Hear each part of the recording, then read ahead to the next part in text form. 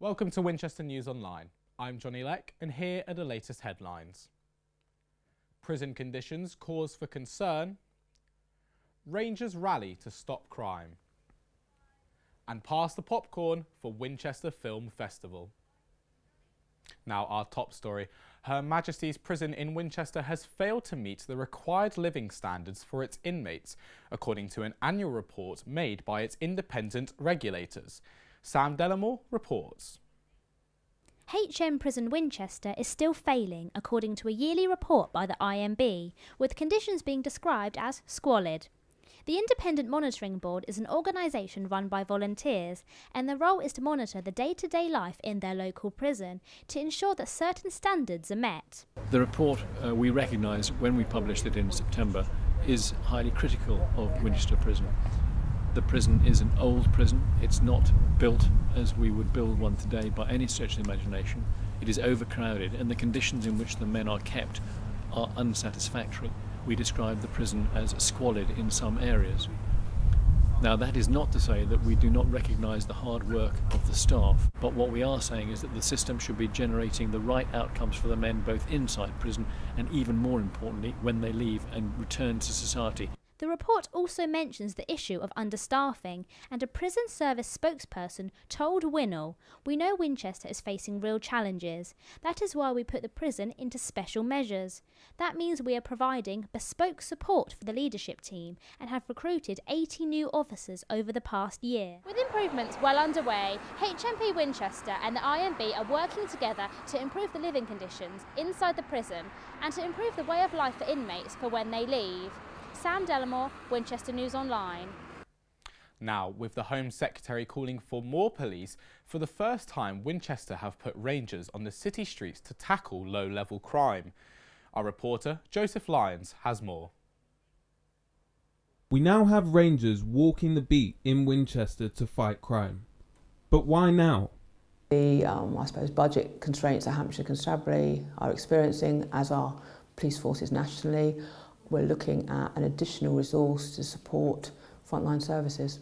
We have very similar powers to PCSOs, so we'll be able to deal with beggars, we'll be able to take name and addresses, which will help us get on top of cases with people.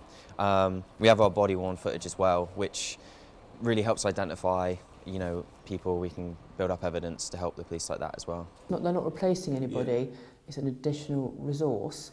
And we've collaborated closely with the police and Winchester City Council Head of Community Safety Team over the last 6 months, bringing this together so that we can work together and share information to make it safer in Winchester. Rather than just straight up accusing him or arguing with him, you sort of tiptoe around it for a while. You talk to him, how's your day, what's up, why are you feeling so down today, like why are you being like this, level with me. And they appreciate the respect in that way. And then you can actually progress somewhere with it. The Rangers are just another presence. I mean, obviously, if we could have a higher police presence in Winchester, that would be fantastic, but that's not the case. So, Alex Charge, the Hampshire Police Federation Chair, told us, "Chief officers are under more pressure than ever and have to make difficult decisions because the share of money that is given to Hampshire Constabulary in the funding formula isn't fair. This means residents of Hampshire suffer. The police officers I represent want to do a good job, but because of budget constraints, it has become more and more difficult to provide the level of service they would want to give. It has disappointingly forced the private sector into looking for ways to look after its residents, like Winchester Bid." Due to cuts of the police force in Hampshire, they've had to make a decision to have less of a street presence, which in turn has forced the local community to take responsibility of their own safety. But with less powers than the police, will the Rangers be a sufficient replacement for the people of Hampshire? Only time will tell. Joseph Lyons, Winchester News Online. Now, trying to park your car at home after a long day can sometimes be a frustrating task. This could be made even more challenging due to a change in the council's residential parking scheme. Our reporter, Emily Wilson, has more. Winchester's residents face an increase in charges to park outside their homes due to a rise in annual fees. People are concerned that paying will not always result in a space. Where I live in North Winchester, quite often you get back after a day's work and you can't park around your house, so you have to drive around the town, adding to the pollution that's going on in the city. Civic chiefs say that the residential parking scheme, which allows people to park close to their home, is costly to maintain, so a minimum fee is being introduced. In some areas, the charges are being increased by 246%. From my point of view, if you're charging a flat rate and you're not taking into account people's ability to pay, the size of the vehicle, the type of the vehicle, how polluting the vehicle is, then that's a kind of poll tax on parking, and we need something that's a bit fairer.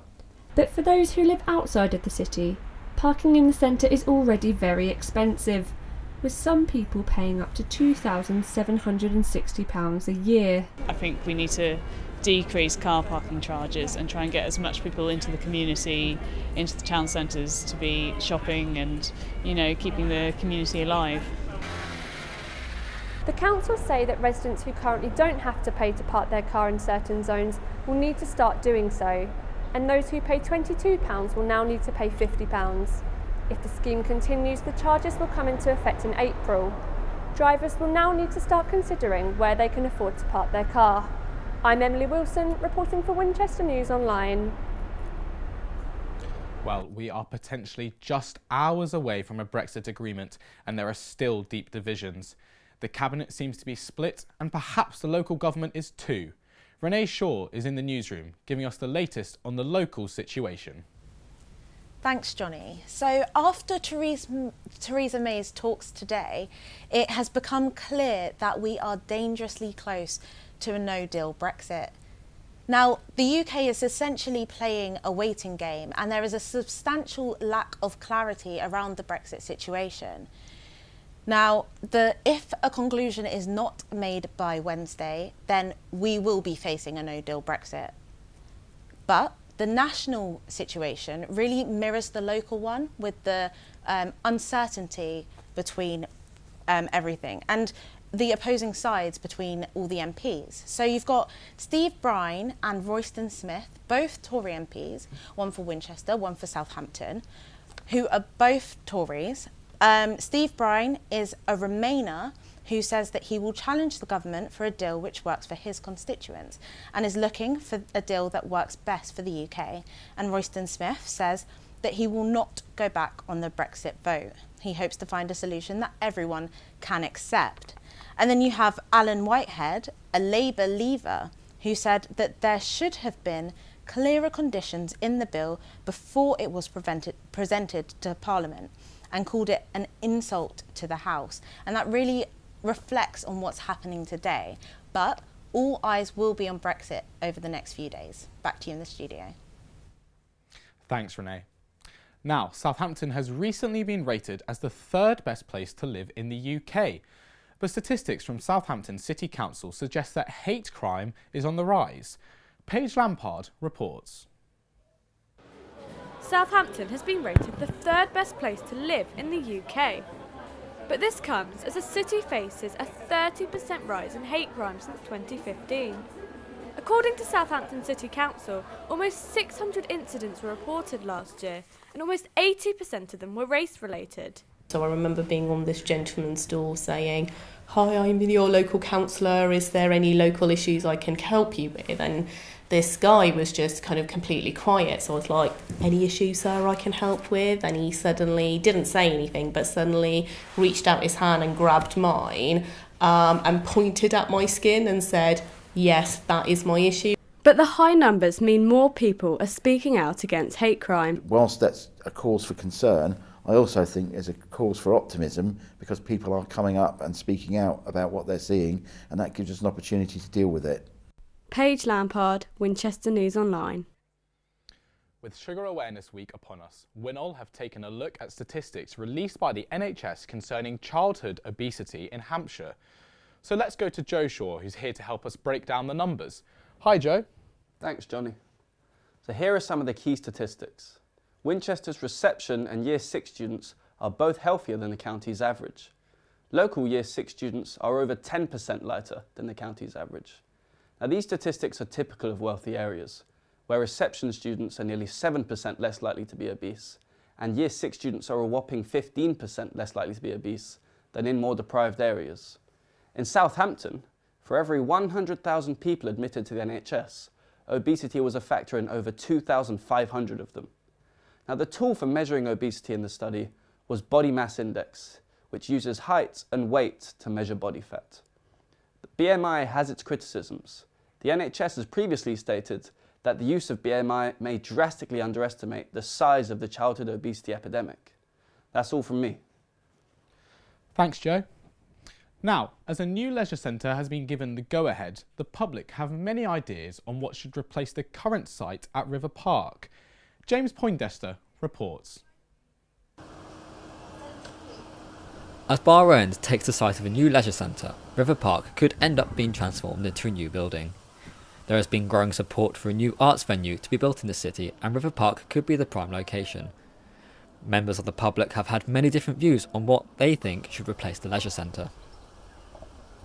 Well, somebody was suggesting we could perhaps do with a bigger theatre in Winchester, so something more on the social side of that. Yeah, perhaps a bit of competition for the everyman theatre. Well, cinema, yeah, might be a good idea. More choice, but I like the open ground here. It'd be very sad to see all of that go. Probably something similar to what they've got in Eastleigh with the Swan Centre. They've actually got something that's, you know, people can go there, get some food, you know, the Nando's, all those sorts of things, go bowling, all of that, but I don't know, I suppose flats will do. I like the sports fields maintained here, whatever happens, because otherwise we're going to lose a lot of open air leisure space. But I would quite like to see a cultural centre of some sort of arts centre, small theatre, that sort of thing. Although plans for the new leisure centre at Bar End have been approved, the council would like to keep an open mind about what happens to River Park. The public have expressed what they think should replace the River Park Leisure Centre, but ultimately it's down to the council's decision. Whether they take in the public's opinions is up to them. James Poindexter, Winchester News Online. And finally, Winchester Film Festival returned to the city for another year, showcasing films sent in from around the world. We sent our reporter, Natalie Jaksakova, along to see if any of them made the cut. Winchester Film Festival has returned for another year of award-winning short and feature-length films. They've held multiple screenings, including one here at the Discovery Centre. Well, as a filmmaker, I think that in order to meet other filmmakers, film festival is just like an open door to do it. And there is no better way than to volunteer in one and actually get the intro, like get it from the kitchen itself.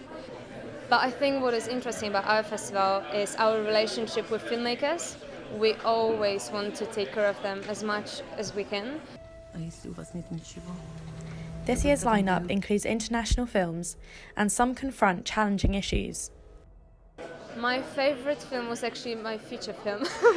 So it was the feature film that was on the opening night on Saturday. It was Carga from Portugal. The director came down, we opened the whole festival with it. It was a tough one because it was about the human trafficking. I haven't realised actually how big of a problem it is. With almost all the screenings having sold out and films from over 50 countries being shown, the festival has proved to be a big success. Natalie Jaksakova, Winchester News Online. That's all for now. I'm Johnny Leck. Thank you very much for watching.